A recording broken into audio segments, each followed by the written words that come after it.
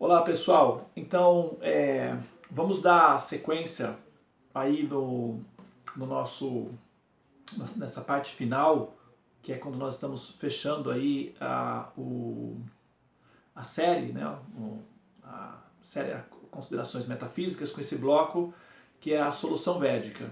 Eu vou fazer aqui uma rápida recontextualização do que nós já fizemos até agora, e vou concluir então com a solução final, que seria a solução védica para a origem do mal. Também poderia ser a solução para Epicuro. Não é?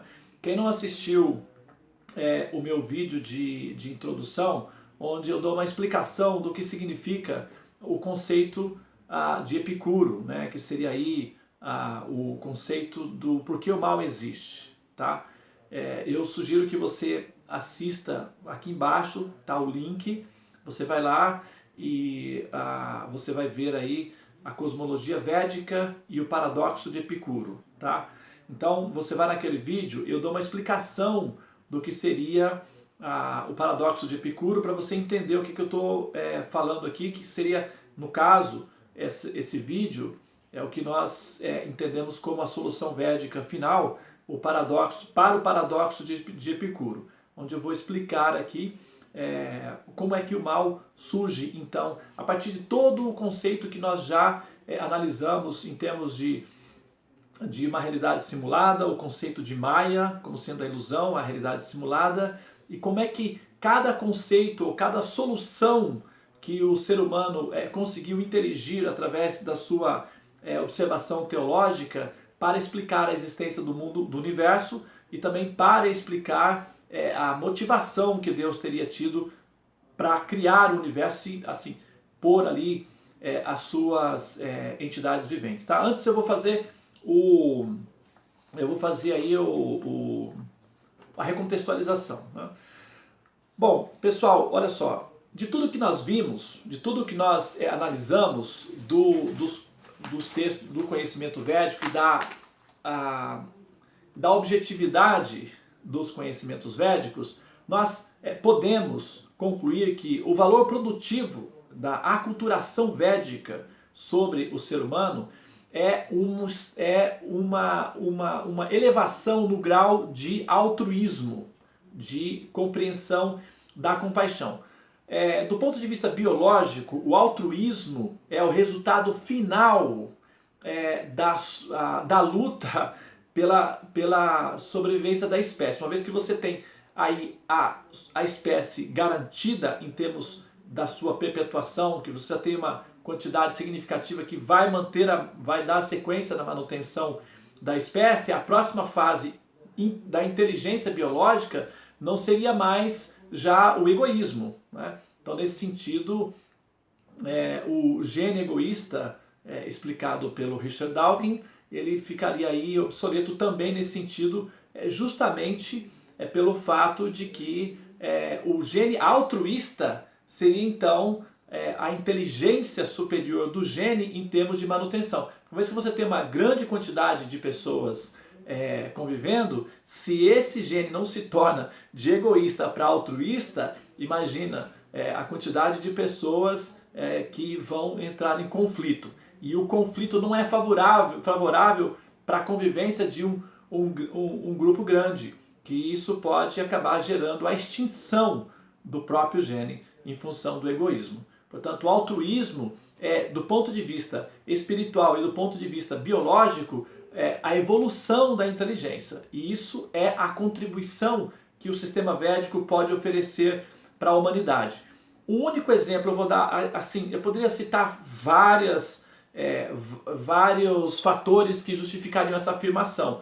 Do ponto de vista das ciências naturais, como a contribuição da matemática, a contribuição da arquitetura, a contribuição da filosofia, a contribuição dos números, né, que também são relacionados com a matemática, das ciências médicas, tantas contribuições que o sistema védico ofereceu para a humanidade. Mas eu vou falar que é extremamente importante, que é o momento, talvez seja o aprendizado mais sensível para o ser humano global no momento, que é o vegetarianismo.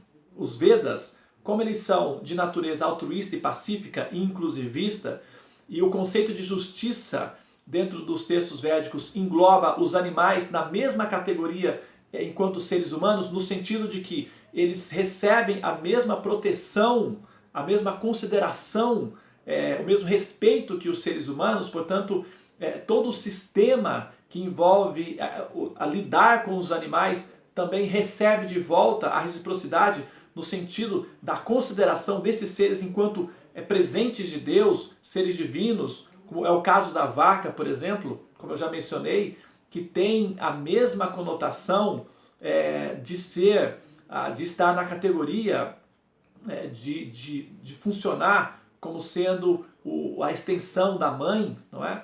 E, portanto, a relação de respeito que o ser humano, o aprendiz dos textos védicos, tem com esses animais, de não matá-los e não comê-los, é algo que os Vedas poderia, que o contato da humanidade com os Vedas permite que o ser humano tenha essa compreensão pacífica de gratidão e de respeito por esse ser humano aí na forma de uma vaca, que representa a nossa mãe, não é?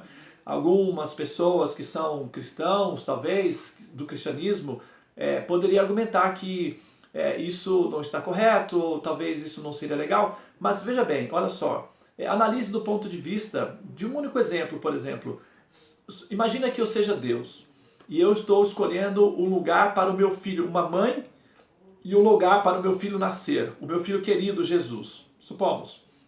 Então eu escolheria a melhor das mães, a mais pura, que tivesse um coraçãozinho mais de acordo para receber essa alminha aí especial, divina, Jesus. Aí, claro, como eu sou Deus, né, eu tenho uma equipe inteligente que me assessora, que são os anjos, vão lá e escolhem a que está mais bem adaptada. Escolheram a Maria. Ótimo. Agora vamos escolher um lugar onde o bebê vai nascer. E aí, qual é o lugar que a minha equipe assessora ou que eu mesmo escolho? Uma manjedoura. E o que é uma manjedoura? É o lugar onde as vacas comem. Daí vem o termo manjar, manjari, manjar. Manjar significa delícia, no caso do, né? Assim, é um manjar, é uma delícia. E manjari e manjedoura. Manjedoura é o lugar onde as vacas comem. E as vacas, com o seu hálito quente e adocicado, eu não sei se você já teve essa experiência, mas quando você se aproxima de uma vaca e você sente o cheiro do hálito da vaca, é adocicado e quente, é agradável. As vacas não têm mau hálito. O cheiro é como se fosse de caldo de cana quente. É muito agradável. E foi esse hálito das vacas que ajudaram Maria a manter o menino aquecido depois que ele nasceu.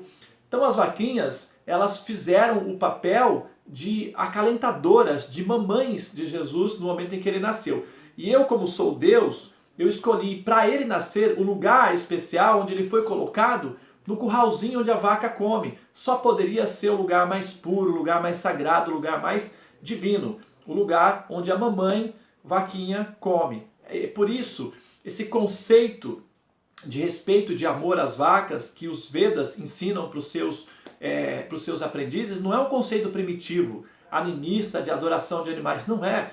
Existe aí por trás disso uma consideração profunda de compreensão de humanidade e de inclusão social em termos de respeito aos outros seres e de gratidão por aquilo que se recebe desses seres que fazem parte da nossa família humana e que estão aí em corpos um pouco diferentes, mas que são almas como nós. Ok? Essa é uma das contribuições importantes que os Vedas podem ensinar para a humanidade, o ser humano a não matar e não comer esse ser, porque isso provoca uma ausência de amor, uma ausência de respeito e de gratidão muito grande. E o vegetarianismo é uma das características do estudante védico. Normalmente um estudante védico sério, os estudantes védicos são vegetarianos, por conta dessa compreensão de que, na medida em que há uma elevação espiritual, ocorre um maior sentimento de justiça social, de respeito e de coexistência com os outros seres.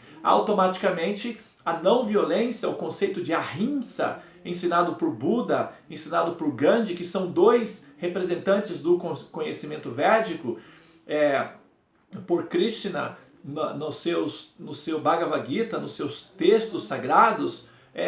Essa contribuição é muito importante para a humanidade, inclusive para a própria sobrevivência da humanidade como um grupo, em termos de não destruir o planeta por conta da produção daquilo que é o assim chamado alimento, que é a carne, que na verdade está produzindo muitas destruições no planeta e criando muitos sofrimentos, porque o derramamento de sangue é gigantesco para produzir esse tipo de chamado alimento. Essa é uma das contribuições mais importantes que o conhecimento védico poderá trazer aí para a humanidade, com a difusão dessa cultura a partir aí a partir aí dos próximos, quem sabe, aí dos supercomputadores, e do interesse que a humanidade terá pelo sânscrito e pelos conhecimentos védicos, a redescoberta aí dos conhecimentos védicos. Então, vamos aguardar para ver qual é essa próxima página que virá e como é que a humanidade vai absorver esse ensinamento, esse passo importante para a humanidade. Assim como nós superamos a ignorância de escravizar outros seres humanos, de dominá-los, explorá-los e matá-los, nós superamos essa ignorância de poder, nós superamos a ignorância de poder de escravizar as mulheres, explorá-las e maltratá-las, e superamos a ignorância de poder com relação aos negros, com relação às mulheres, com relação aos índios. Nós estamos à beira de superar a nossa ignorância de poder em relação aos animais. E nós, em breve, seremos capazes de renunciar a esse hábito de matá-los, explorá-los e finalmente devorá-los. Isso vai passar. E eu acho que essa vai ser uma das contribuições mais importantes que o mundo vai assimilar dos conhecimentos védicos aí para os próximos 100 anos, tá?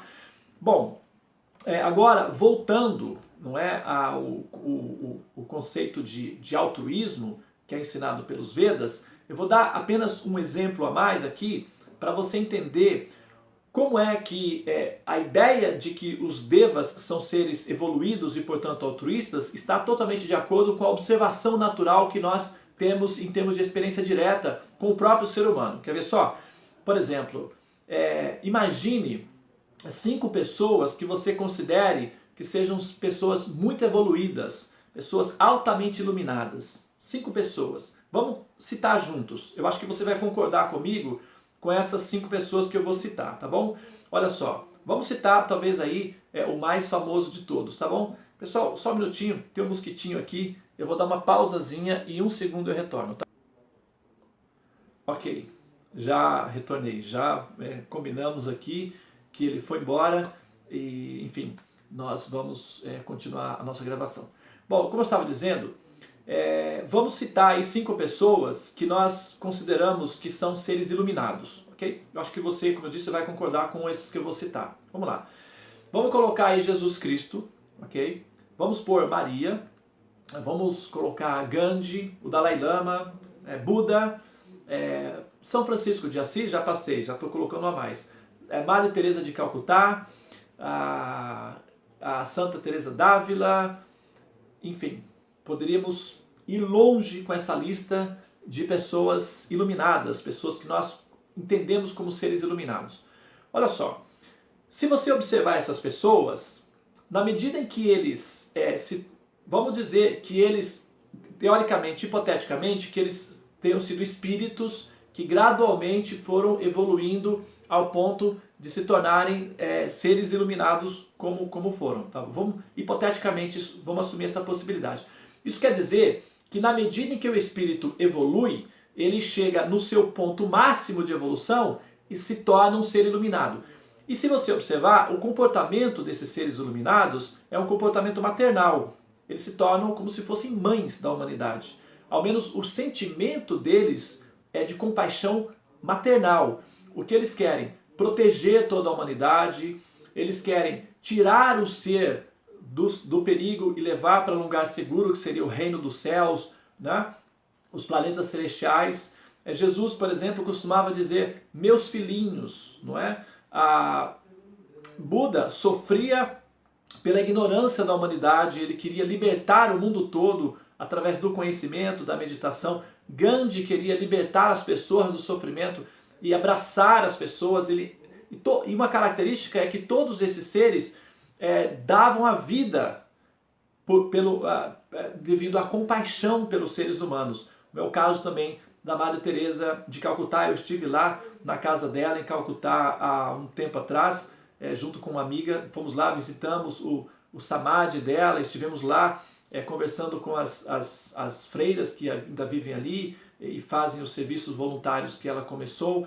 Enfim, a natureza maternal desses seres que evoluem é perceptível. Portanto, isso equivale a dizer que na medida em que o ser evolui, ele se torna maternal, não é?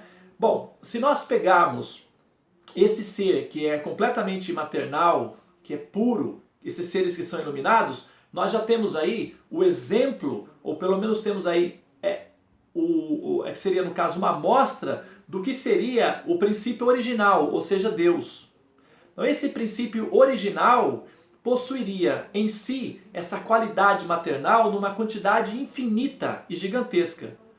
Agora, como é que um ser numa qualidade maternal infinita e gigantesca, cheia de compaixão, seria capaz de enviar os seus filhos e as suas criaturas para um mundo material cheio de miséria e sofrimentos? Não é compatível, evidentemente que não é compatível. Uma pessoa assim não faria isso, eu não faria isso, você não faria isso.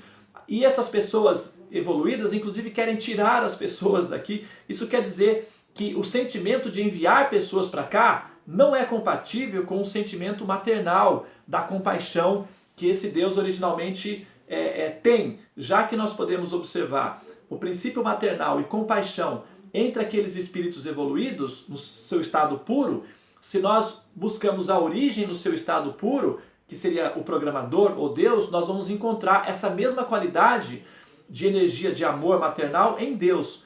Essa combinação de compaixão infinita com a capacidade de enviar suas criaturas para o mundo material sofrerem não é compatível. Por isso é que a vantagem do sistema e do sistema de simulação é compatível com Deus ou com o programador, nós chamamos Deus, que é compatível com esse ser divino, esse ser transcendente, com relação à sua capacidade de amar e de ser inteligente. Então o programa de simulação ele combina as duas coisas, a inteligência divina e ao mesmo tempo a compaixão. A inteligência divina do Supremo Senhor, o controlador, o programador, permite que ele tenha uma inteligência sofisticada para produzir um sistema de simulação sofisticado de acordo com a inteligência sofisticada que ele tem.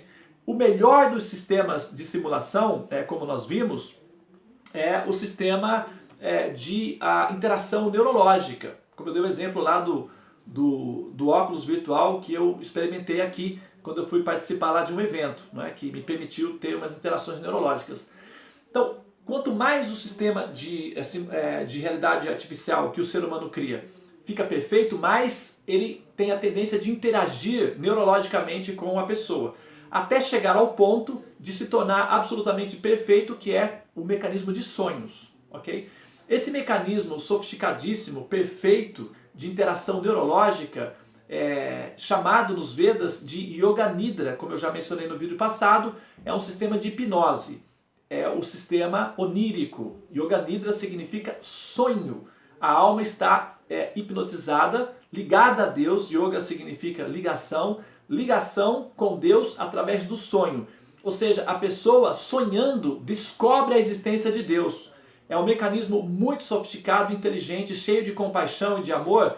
Por quê? O programa de simulação, ou o simulador, que seria no caso o decantador, permite que a entidade viva possa ter a experiência de ser um controlador, de ser uma espécie de senhor, de ser Deus, sem sê-lo. E claro que ao tentar fazer isso, ela vai cometer muitos erros. Esses erros vão produzir consequências dentro do mecanismo de recompensa e premiação do próprio processador. e ela então, aos poucos vai despertando a necessidade de ser empática, a necessidade de ser altruísta, a necessidade de ser compassiva, seja através do sentimento religioso ou seja através da inteligência de percepção de evolução. Os dois caminhos são válidos, tanto usando a inteligência quanto usando os sentimentos religiosos, os dois caminhos são válidos enquanto terapia. Por isso, nós notamos que o sistema de simulação ele não tem o objetivo de castigar a entidade viva, não é um castigo para a entidade viva. Na verdade, ele é um mecanismo que proporciona uma oportunidade para que a entidade viva realize o seu desejo de ser um controlador, sem que ao mesmo tempo ela sofra diretamente as consequências dessa tentativa de experiência, porque essa experiência ela está fadada ao fracasso, uma vez que a entidade viva não tem a capacidade de ser o controlador, ela só tem a intuição de sê-lo, mas não a capacidade. A entidade vivente tem a capacidade de ser a expressão de amor de Deus. E com o passar da primeira fase da experiência, que é a fase externa da experiência, ela então desperta a fase interna da sua essência, que é a fase em que ela então se percebe enquanto energia divina de Deus, mas na qualidade de amor. E a compaixão permite essa experiência. A fase interna de Deus é o seu estado de amor maternal. A fase externa de Deus é a sua qualidade de poder. Assim como nós, por exemplo, para entrar num palácio, primeiro nós passamos pelo jardim. Até chegar na parte interior do palácio, nós passamos pela parte externa. Da mesma forma que para chegar na essência de Deus, nós passamos, apesar de que não há diferença entre a parte externa de Deus e a parte interna de Deus, são todos absolutos, mas ainda assim o aspecto externo de Deus, que se demonstra através de seu poder, é uma fase preliminar. A sua característica interna, que é a característica de amor absoluto, essa é a parte da essência mais perfeita de Deus, que é o seu aspecto de amor. O seu aspecto de poder também é perfeito, mas o seu aspecto de poder, quando nós entramos em contato com ele, isso nos altera devido à nossa pequenez, à nossa incapacidade de lidar com essa energia grandiosa. Mas o aspecto de amor de Deus, quando nós entramos em contato, isso nos altera também, mas nos altera para um estado de êxtase, de delícia, de manjari. E é justamente essa experiência de manjar, de delícia divina, que o programador Vishnu, o Senhor Supremo, deseja para nós. E até que nós não tenhamos essa compreensão, permanecemos envolvidas na simulação. Embora jamais saímos do reino de Deus, a consciência permanece enredada aqui nesse processo que é a simulação chamada Maya, ok? Bom, olha só, como o processador todo ele tem um objetivo único, qual é?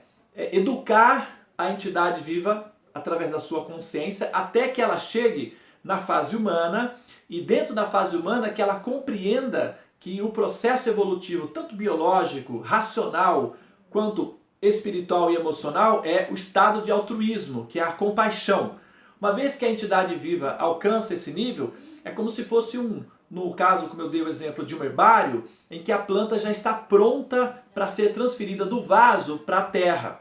Isso é o equivalente em que a entidade viva, a consciência, deixa de ter experiências tridimensionais na fase de carbono, que é a segunda série, a série humana, e é então admitida na terceira fase, que é a fase Deva, a fase divina. E uma vez assimilada aí nessa fase divina, as condições da experiência de existência se tornam absolutamente fantásticas, e a teoria de Epicuro, nesse caso, dentro desse ambiente da terceira fase, a fase divina, não é válida, porque justamente é num ambiente em que não há os corpos, a configuração tecnológica do corpo na terceira fase é de éter, e essa configuração permite o ser não ter que experimentar coisas tais como morrer, adoecer, envelhecer, ficar em depressão. Essas sensações não ocorrem nessa terceira fase.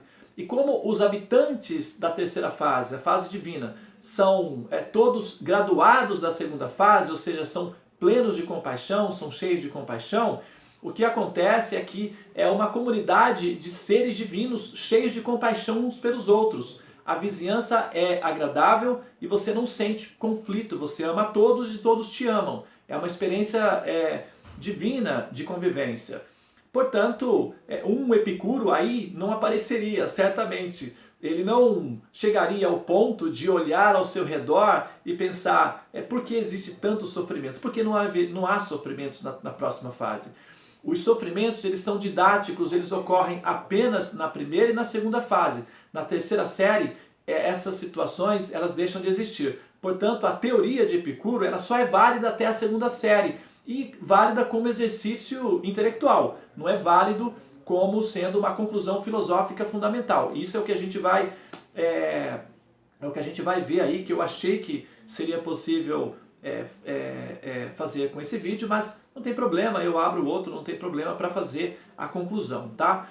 Agora, como eu estava dizendo, na terceira fase, a fase divina, em que todos são saudáveis, felizes e que a experiência da morte está ausente, no caso da terceira fase, o processo de sair da terceira fase e despertar no reino de Deus não é através de morte, é através de hipnose também. É como num sonho, eles adormecem e despertam diretamente no reino de Deus. Não tem a experiência de morte, não tem a experiência de sofrimento, e quando um deva é assimilado na transcendência, os devas fazem festas de felicidade. Não é aqui como no caso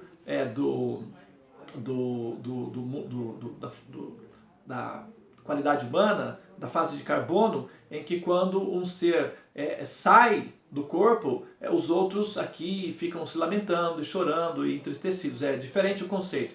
O conceito é completamente diferente. Mas, para levar isso em consideração, nós vamos tomar como sendo um valor válido, terapêutico, um exercício intelectual, o teorema de Epicuro: se Deus é bom, inteligente e poderoso, por que o mal existe? Não é? Bom, nós já vimos que Deus é inteligente. O sistema de simulação prova que o programador é um ser inteligente.